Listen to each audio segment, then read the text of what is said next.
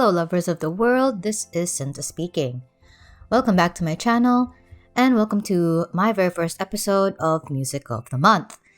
As a way of keeping track of all the new music I've listened to, I will be releasing a summary of my monthly music discoveries from now on. This is what I listened to in September. First, I listened to ATEEZ's latest EP, Fever Zero Part 1, which is their second comeback of the year.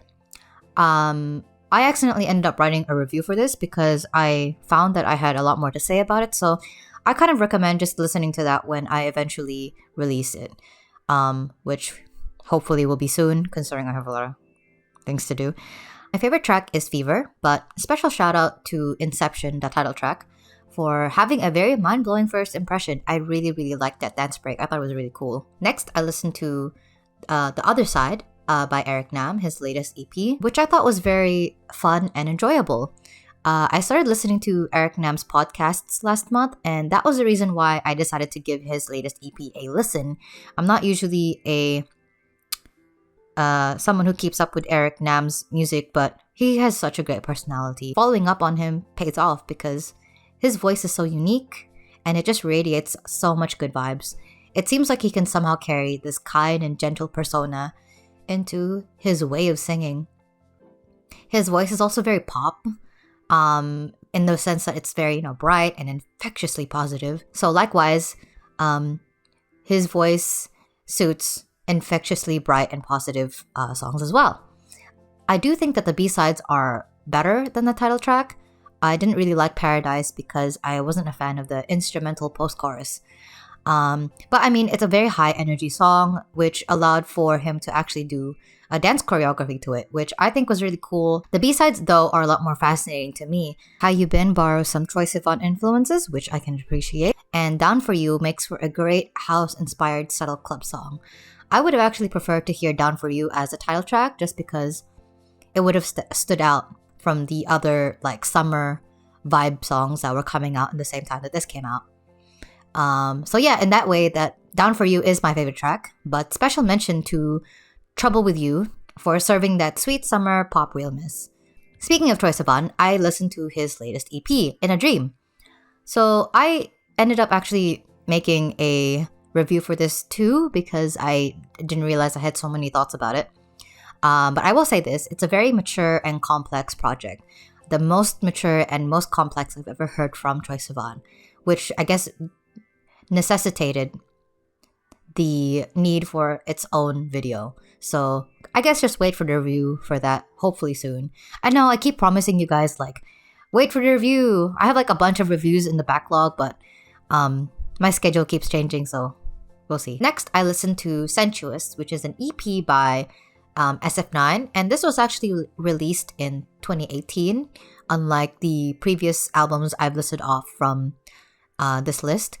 I listened to it because one day, all of a sudden, I suddenly decided I really wanted to listen to Now or Never, which is the title track of this EP.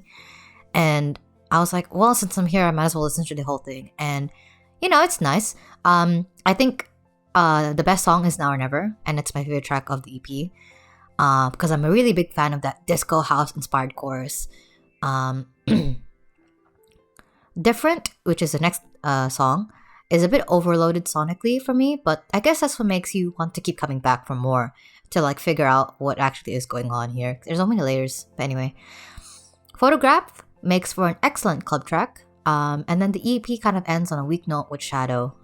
It's just not as interesting as the previous tracks. And then I listened to an EP by this South Korean American vocalist named Thama, and the EP is called Pre. This was released in 2019, and I listened to this because I was listening to Hotfelt's latest album, 1719, and Piercing was one of my favorite tracks. So I was curious to the other output that Thama, who was the featuring artist on that song, might have had. And so I decided to listen to this, and I thought that this was a really good EP. Thama is a very fantastic vocalist, and my favorite song is Sing It, which is a song that kind of declares Thama's own heroes, and is about him sticking to his roots and remembering all the people that made him fall in love with music in the first place. I thought it was like a love letter to all the things that have brought him up as a musician, and it was very heartwarming and tender. Genuinely believe that this is a song that showcases his vocal talents the best out of the whole EP. And then I listened to Never Gonna Dance Again by Taemin. I've already gone in depth with this album in my other video, so I won't have much to say other than this was a satisfying comeback. I recommend you listen to that review if you want to hear more about it. It's a more detailed breakdown. My favorite song is Just Me and You and Clockwork. Then I listened to the latest Everglow EP. I'm not even going to try and pronounce the title. I think it's The Coordinates to Antarctica. I don't know why.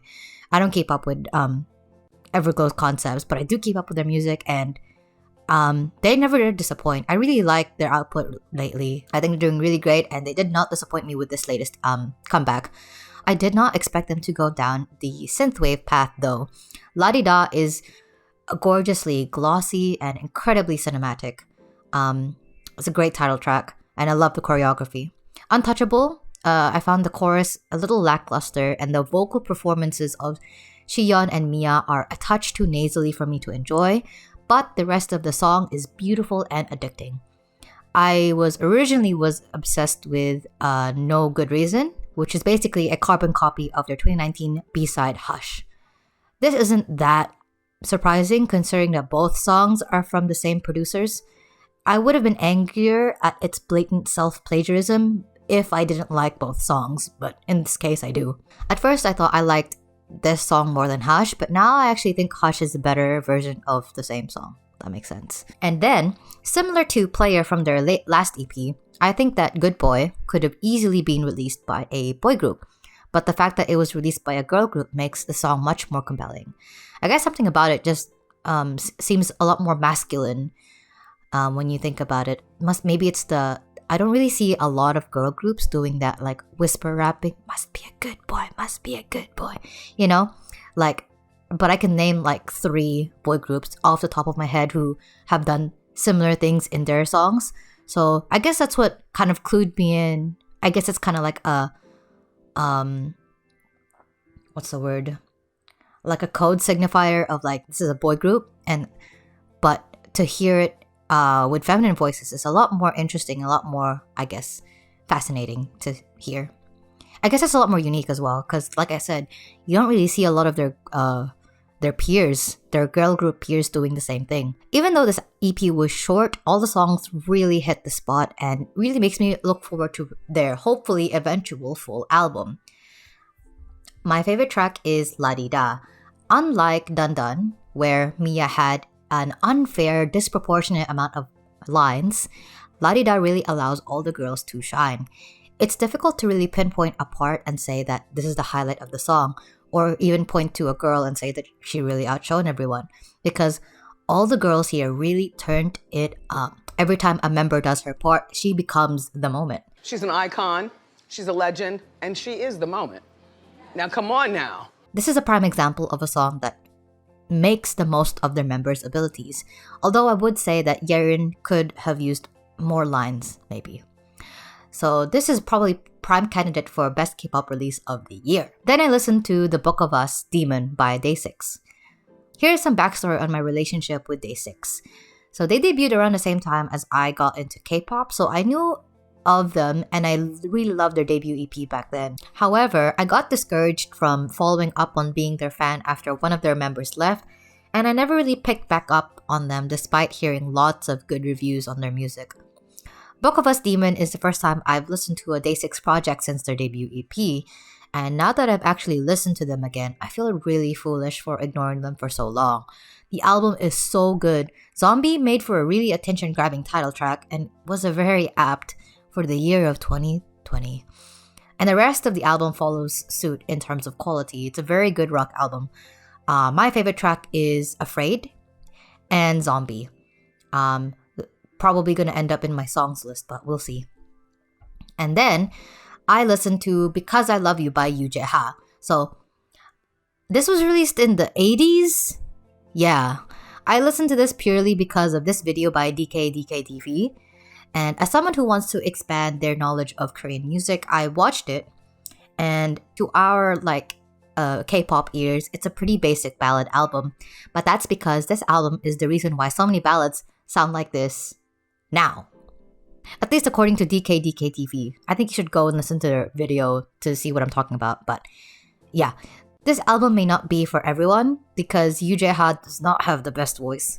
So it's a pretty below average vocal performance. But you don't go for his vocal performance. You kind of go for, I mean, if you know Korean, you go for the lyrics. Or if you're like me, you go because of the classic Yamaha piano keyboard, and this album's chock full of it. It's phenomenal. I love the Yamaha DX7 keyboard, and he makes it sound so good. I just feel like I get transported to the past every time in a really good way, and I really like it. My favorite track is something called, okay, I'm gonna try and read it out loud. 내 맘은 내, oh fuck. My favorite track has to be 내 맘은 내 맘은 내 what? Look, I'll just put it up on the screen and then you can figure it out. And that's what I listened to in September. Woo! There are some strong candidates for the year-end lists here. For example, Everglow's last EP was a candidate, the one before this one. But now I think I might actually like this latest one more. In a Dream has some strong songs in there that might end up in the songs list, but I can't say I like the EP as a whole. Never Gonna Dance Again and Book of Us are also some really, really, really good albums, but I think they belong more on the B list, unlike, say, Folklore by Taylor Swift, which I will tell you now is will 100% be on the year-end albums list. But anyway, give these albums a listen to and let me know what you thought of them in the comment section below. Thank you for listening. My social media links are in the description, as well as the link to the DK TV video about Yoo Jaeha that I mentioned above, earlier. Yeah. And of course, the links to each album/project are in the description, so you guys can have a listen to it. Easy access, And I'll see you guys in the next video. Take care.